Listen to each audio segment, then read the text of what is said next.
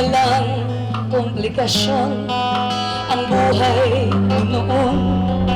Kalooban mo'y panatag, kalangitan ay maliwanag.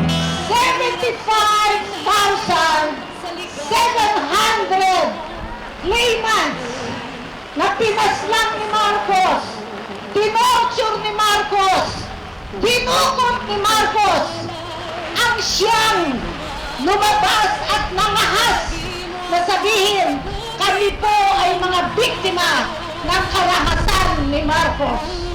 Hindi po ba ebidensya na yan na si Marcos ay hindi isang bayani?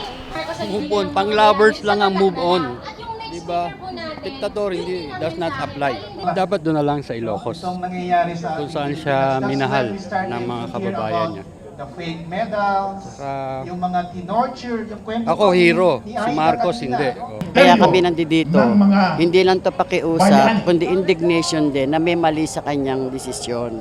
Kaya hanggat maaari, pumanig siya sa mga naging biktima ng martial law. Huwag naman niya sigurong gamitin yung pagkapopular niya, no?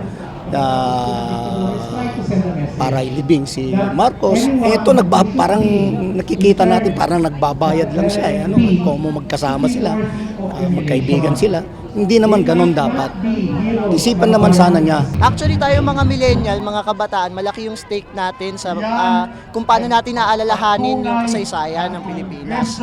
Lalong-lalo na, itong $26 billion na inutang ni President Marcos ay babayaran pa natin at ng mga magiging anak natin. Ino-urge natin si Pangulong Duterte na kung tunay niyang ayaw ng mga oligarchs, ng mga elitista sa pamahalaan at sa bayan, simulan niya sa pag-reject dito sa proposal na ilibing nga si Marcos sa libingan ng mga bayan.